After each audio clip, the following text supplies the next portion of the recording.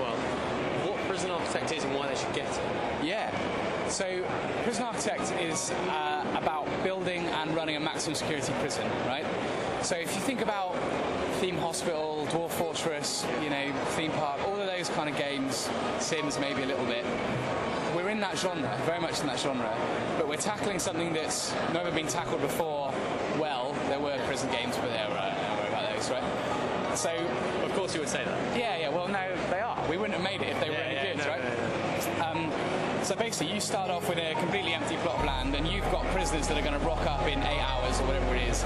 You've got to build a holding cell for them. You build a holding cell.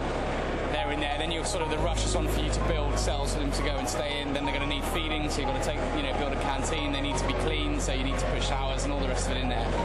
And then from there, it just develops into all of those things that occur within prisons. It's just such a rich environment for us to work in and for gamers to explore, right? So you've got maximum security prisoners who have been sent there for life, so they don't care. They're going to have fights and all the rest of it. And then at the other end, you've got kind of white-collar workers who might be in for fraud, who are going to be out in 6 months, who want to keep their head down and not cause any trouble, So you have to decide what style of prison are you going to build. Are you going to try and rehabilitate some of these people?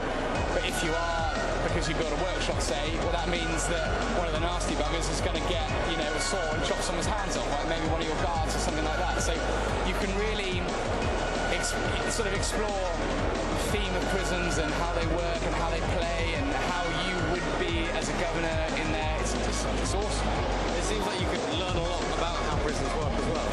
Like playing the game, maybe? It's a game, right? Yeah. So, and we have an AI model that prisoners conform to, and we try and make that sort of realistic but more kind of interesting to play, So it kind of gives you an idea of this could happen in a prison. Yeah, I think it makes you think about some of the issues, right? Rather than saying this is a realistic simulation of what a prison is actually like, it kind of makes you think a little bit more about. So, for instance, you can set the punishments that you're going to give for various infractions, right? So if you wanted to, you could say, right, for everybody that even complains, I'm going to send them to solitary confinement if you want it to be that tough. But you're going to need a lot of solitary confinement stuff, so that's going to cost you a lot of money, right? So, of course, there's not that much money in the real world. So people that sort of say, well, just lock them all up, that's expensive, right? Well, now I'll put 2 of them in a cell. I don't think you can do that at the moment, but we'll put that in there. We'll do that, but then you'll get more fights, right? And if you get more fights, that means you'll have more death in your prison, right? So trying to find this balance is a difficult thing that I think prison wardens and prison governors do on a kind of daily basis, But and within the game, you'll get to think about those same kind of issues, So have you actually spoken to any real life? Yeah, we have quite a lot actually that come to us and just say, I'm a prison governor, I love playing your game. It's really big in the prison warder community, because I guess it's like police officers who will watch traffic cops and all the rest of it. It's the same thing that you get governors who then want to go home and play a game, right? And I don't know whether they build their own prisons and things, but they obviously enjoy playing what they live, And so we've had a lot of them don't want to be identified because they don't tell us anything about security. We're not interested in any of that stuff, obviously, right? But they just tell us some stories about what might have happened within that prison, and it gives us ideas. One of the things that I was really interested to know was whether or not a prisoner can kind of control the cell he's in, and they can, right? They can do that in various ways. They can foul a cell, and so if they make it messy, they can't stay, so they have to be moved, right? So they can also start intimidating guards in a particular wing, and so guards then kind of maybe you're going to get some of the weaker guards in a certain wing, and there can be this kind of dynamic building up where the prisoners are kind of intimidating the guards and all that kind of stuff. And that's very interesting to me from a kind of gangs perspective about whether or not prisoners might be able to kind of move.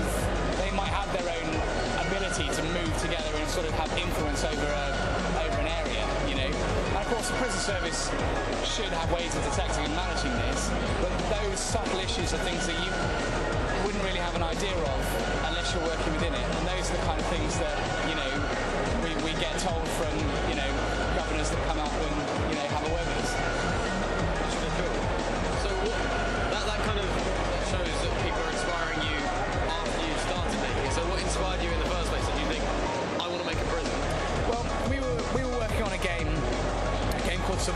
that was all about high-tech heists in a city. So we were trying to simulate a city, and we've been working on this game for a long time, and it wasn't really going anywhere. It wasn't really any fun to play or anything like that.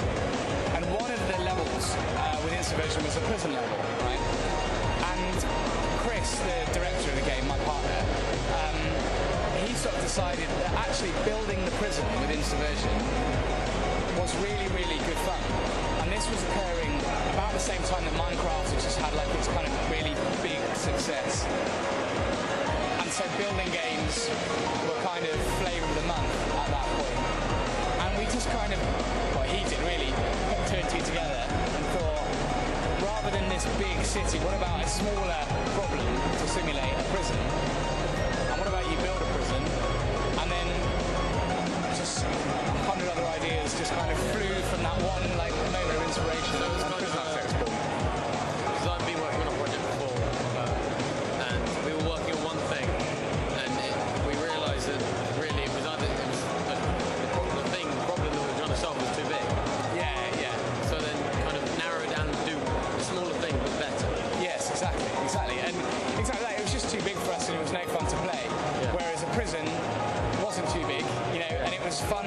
The thing I think we learned on this project, we've been going for like 13 years now, and you learn things on every project, but from this one, the game was fun to play after about a week's development on it, and Subversion was never fun to play. And I think for us, that's something that will stick with us as we go forward. That if we can't get something fun, a core game, within about a week, even if there's no bells and whistles, there's no graphics or art, just at that time, the prisons were little red dots, and you just drew the perimeter of a prison. You could draw the cells, but it was fun to draw those cells, have these prisoners go in, and then they all rushed off to the canteen at lunchtime, and because of that, we knew that we could just keep turning the handle and pushing out the content and the ideas, and ultimately it would be great, and we believe that, and I think it's turning out that way. That's really cool. So there was one sentence you could say to make anyone watching this want to buy it or want to play it. What would it be? Do you know, I've not been asked that. You'll have to cut it while I have a think. One sentence. You get to build and manage a maximum security prison. That either turns you on or it doesn't. Fair enough. Simple as that. Thank you very much.